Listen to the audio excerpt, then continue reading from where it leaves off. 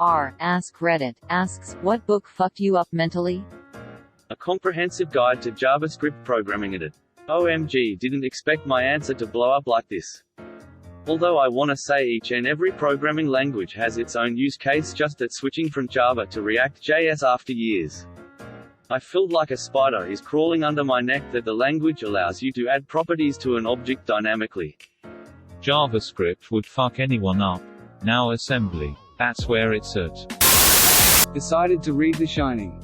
Ended up getting snowed in with my family on our farm halfway through the book and finished it before we could get out. In retrospect, I should have read it during the summer. I was in bed with an extremely awful case of flu with a side of strep. Fever up to 102. So my husband went out to the store and brought back some books and magazines for me. The first book one picked up was The Stand. I was not prepared for that shit at all. I read this book when I was 16. And it was so scary that when I saw the movie afterwards, I thought it was a parody. I know the movie is a classic, but to me, it's just so tame compared to Stephen King's writing. Stick it in the freezer. Where the Red Fern Grows. Being forced to read that sent grade school me through a rollercoaster of emotions. Edit. I really appreciate all the upvotes and people sharing their stories, experiences with this book. I figure I'll share mine. I was a bookworm between 5th and 6th grade and was really enjoying the book. So I decided to read ahead and finish the book. Needless to say, 11-year-old me crawled in bed, cried like a baby.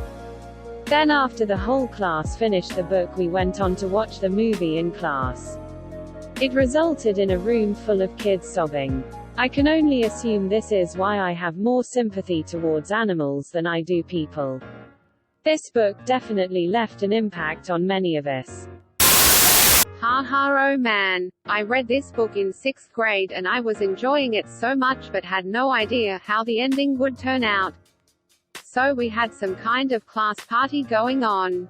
It might have been the last day before winter break or something, I don't remember. Anyway, soda and treats for everyone. Music, just a nice kickback non-educational afternoon in the classroom because our teacher Mr. Fox was cool like that. So I'm sitting in the back finishing this fantastic book, sipping on a root beer. And then I get to that fucking ending. What happened next is my own fault. I should have figured out shit was gonna get heavy. Put the book down, and finish it at home. But it's just so amazingly written that I couldn't. So instead I'm slouching deep in my chair, covering my face with the book, blinking through stinging tears, finishing it. Suddenly Mr. Fox calls me out. Hey, how's that root beer? Hey, John Walker's beard, you enjoying that root beer? Hey, John Walker's beard, hey, what's going on? Quote, question mark. By this point I can feel everyone staring at me. I'm terrified to put the book down but it's too awkward so I let it happen. Book goes down. I've got ugly snot and tears everywhere.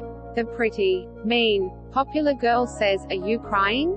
Question mark, exclamation mark, quote, exclamation mark, dot. Some other kid laughs. I'm just staring at Mr. Fox like, bro.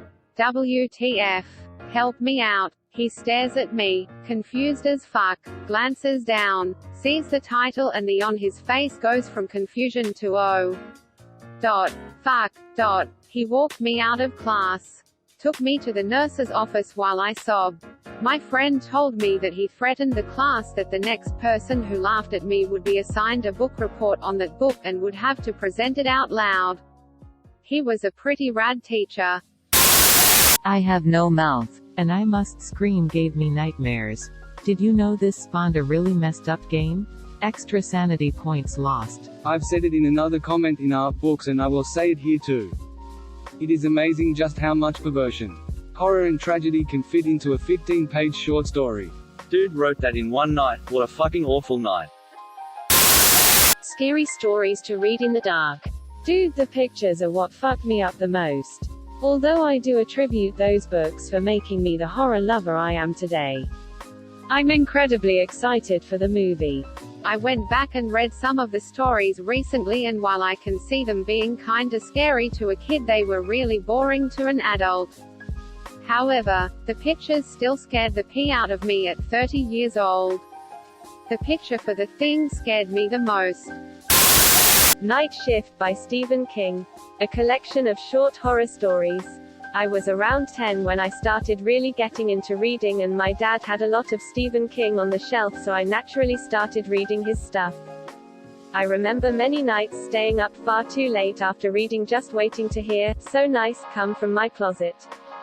Some of those stories genuinely fucked up my young mind. I think Stephen King excels at short stories. His novels are good, but he is a short story savant. He just is so good at tying things up in small doses. For me, it was King's Gerald's Game. Good grief, that one was creepy. Not a book but a short story. The Lottery. My 7th grade class read this and recreated it by picking a kid and pelting him with crumpled up paper. This was a Catholic school FFS. True. The Ones Who Walk Away from O'Malley's is another one that'll fuck with you. Fun fact that will likely be buried. When the story was originally published, some people wrote the editor, asking for the name of the town, because they wanted to participate next year. Night by Elie Wiesel. There is nothing more unsettling than reading the inner thoughts of a Holocaust survivor. Edit. Thank you guys for sharing your personal experiences and stories. I've read practically all of them, and even attempted to comment on as many of them as I could. You're some truly amazing people. American Psycho by Bret Easton Ellis. Much more horrifying than the movie. I scrolled down looking for this. The detail used for some of the killings had me all sorts of fucked up.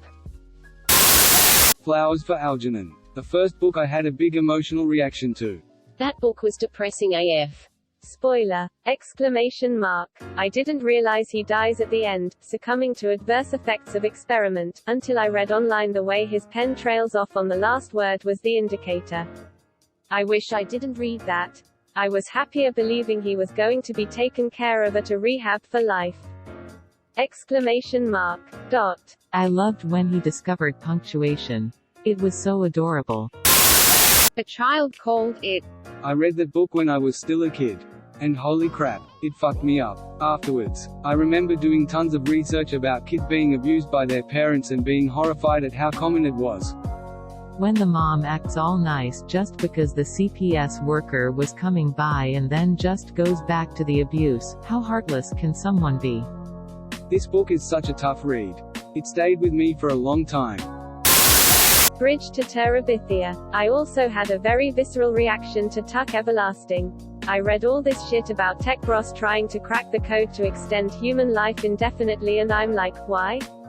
Exclamation mark. Question mark. We need to talk about Kevin. It's the same plot as the movie, just written through letters from the wife to the husbands, and oh boy was that intense. I didn't know it was a book. The movie screwed me up for sure. I wish I never watched it. I'm sure the book would be way more interesting. Though, I always love when books are written like that. Dracula was written as if it was a found journal, newspaper story. It really made the book more interesting, as you were universally working with unreliable narrators. The Hot Zone. Just made me paranoid I'd catch Ebola. The Demon in the Freezer. https. PDFS. SemanticsScholar.org/DC66/E8BD179J71755F7F901D6E4D9D90B3. PDF. Fuck me up pretty good. I hope the genetically engineered smallpox doesn't create an epidemic. The part with the guy on the plane basically turning into soup was fucked up. But then I read more about it and it was highly fictionalized. Easy winner of the most terrifying book. I live near Reston now. And that's the only thing I think about as I drive by. I read this book when I was 16. And it was so scary that when I saw the movie afterwards, I thought it was a parody. I know the movie is a classic. But to me, it's just so tame compared to Stephen King's writing. Felt this way about Misery. You can't put his dread on screen. One Flew Over the Cuckoo's Nest. Fantastic book. I actually read it for the first time when I was in a psych hospital at age 17.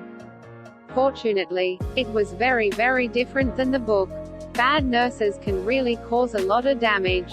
Though, was looking for this. Many people only see the movie, but the book offers Chief's perspective, which gives so much more. Him seeing them as robots always stuck with me.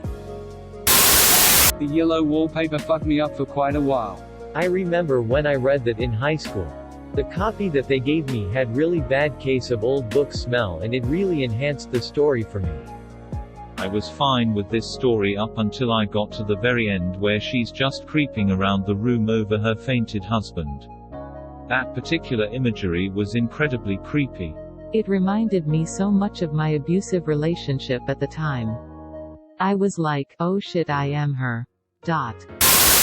Watership Down, by Richard Adams. A bloody story about rabbits. Who knew? I read it in first grade. Because bunnies. I only remembered it being about bunnies finding a new home. Then I read Plague Dogs in high school. Thought, this book is fucked up. Wait a minute, am I remembering Watership Down correctly? And I read it again. I was not remembering it correctly. Young brains are good at filtering out bad shit. Lord of the Flies. This is really a disturbing look at humanity. It's all the more real if you've ever worked in early childhood development. Because it is so feasible it's ridiculous. I read that book as part of a literature course and I'm so glad I did. Looking deep into all the meaning and reading between the lines makes that book so phenomenal that I doubt I would have seen it if I just read it idly. Thank you for watching. Please like and subscribe to support the channel, and above all, have an excellent day, you amazing people.